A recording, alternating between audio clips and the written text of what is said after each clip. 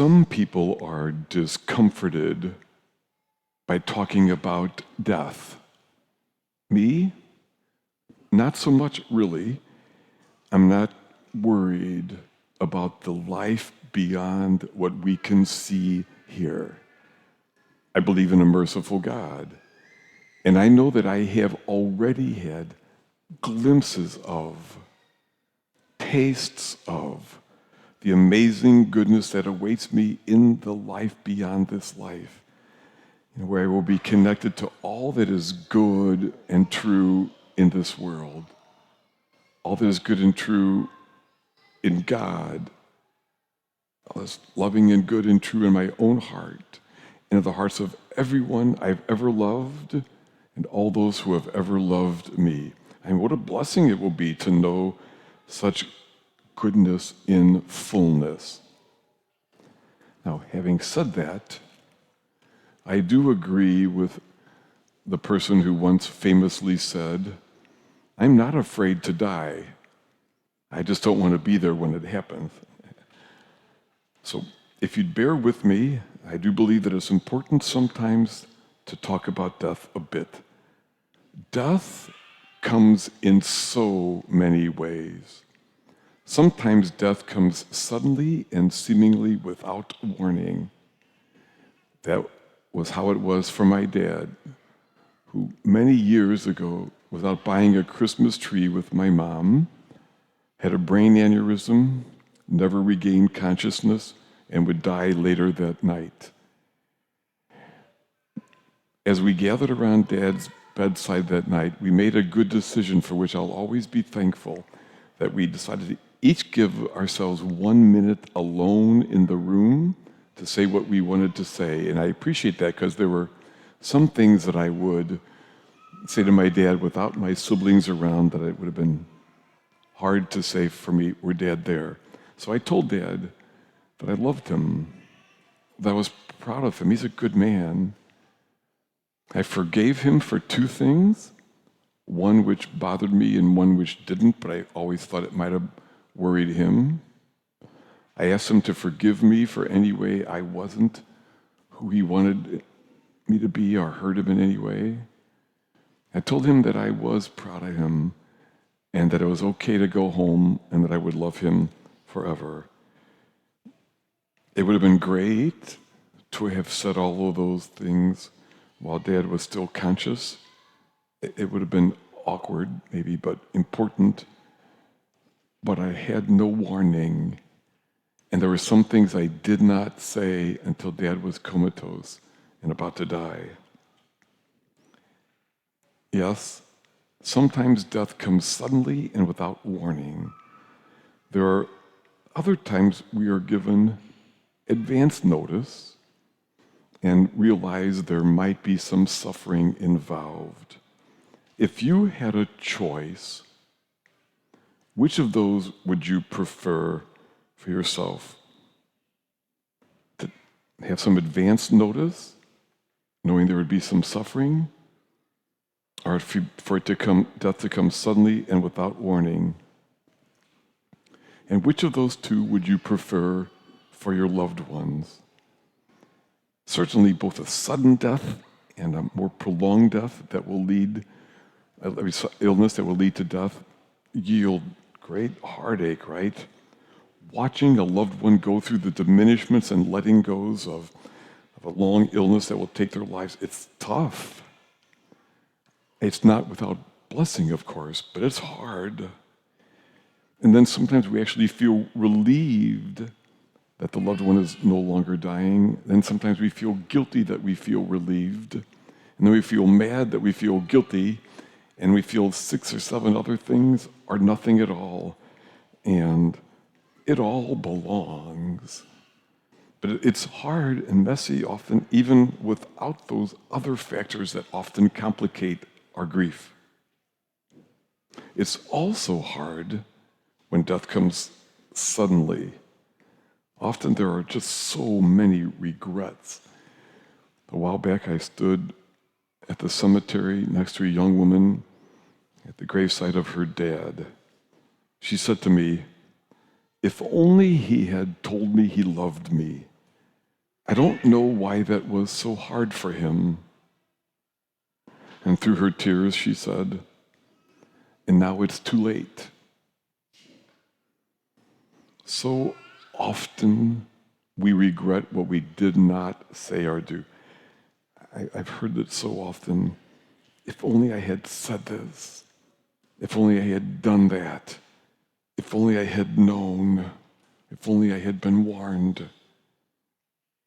Personally, on some level though, I would not look forward to the suffering part at all. I would prefer to have some advanced knowledge. I would like to be warned. And then today I realize I have been warned. I don't know when I will die, but Jesus reminds me today that I will, and that I do not know when. He says to me and to each of us, you must be prepared, for at an hour you do not expect, the Son of Man will come. My brothers and sisters, we have been warned. Now, I know some find it difficult to think about our own death, but when we do, we give ourselves a great gift because it becomes for us the opportunity to be intentional about how we will live the remaining time that we have. Now, this is not for the sake of what has been called the bucket list. You know that when I kick the bucket, so to speak, before I do that, I want to make sure I took this trip or did that adventure. No, this is for things much more important, for conversations and learning and forgiving, for forgiving and for thanking, and for all of those things that are such a blessing to us to have said as we make our way through life and through death. Several years ago, a friend of mine told me he decided that he wanted to make sure that, in his word, he was clean with his family members and loved ones. And so what he did was he spent that month, would find them one at a time, and first of all, tell them how much he loved them and how sorry he was that he hurt them in any way. Sometimes he'd have specifics, sometimes just, if I hurt you in any way. And then he said, you deserved only to be treated with great love. And I'm sorry that any way I didn't do that. And then he said, and if you worry that you've hurt me in some way that I can't let go of, he goes, be at peace. We're good. 6.5 months later, his dad died suddenly and without warning. And underneath his heartache was also a certain level of peace because he knew things were right between him and his dad. Now, I know that the conversations could be awkward. We have no control over how the other person might respond, but there is a gift to do our part. And sometimes even to say it this way, if this helps. Mom, dad, sis, whomever. I hope you're here for many years to come, but just in case, I want to say these words to you. And it's not lost on me that plenty of people hearing me right now lament that they did not say those words. Here's one thought. You might consider writing a note or two to them, right? At some point, you might want to print one out, light it on fire, or somehow offer it. Perhaps keep one copy and add to it, amend it later. In case it is of any help, I have papers like this in the back of church with some possible phrases to include, or which could even be a sentence starter for a different letter each time, like, my dear blank, among the things I miss about you is, I'm sorry for. Some of the nice things people have said about you since your death are, I'm so angry about. what I feel guilty about, I forgive you for, I thank you for. What's really hard for me now is, please pray for me that. It's just an idea. And there's, like I said, there's plenty of copies of these in the back.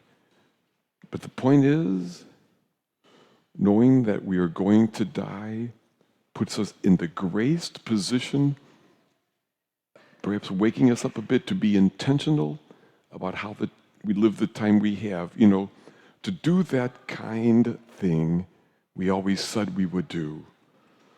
To take those moments like this weekend when we say goodbye to college kids and graduate students at each of our masses, a threshold moment, you know, to say those things that are good to say, either verbally or with a note. And certainly, whenever someone has what looks to be a terminal diagnosis, I encourage them, scribble a note. Have a kid record a message, something to leave behind for your loved ones. My dad had scribbled a little note put it in the beat-up safe at his shop, battery shop down in the city, and it said, "Dear," he had each of our names. "Should anything ever happen to me, I want you to know that I'm proud of you." We each treasure those. And I have a message in a file on our Secretary Christie's desk, and on my desktop, should anything happen to me. What I do know is, never have I seen someone regret that they said what they wanted to say just in case. So, I do believe if we know that we are going to die, or that a loved one is going to die, we're in a painful but graced position to be able to be intentional about the time we have. And my brothers and sisters, that is us today. How graced we are. Because each of us here, we do know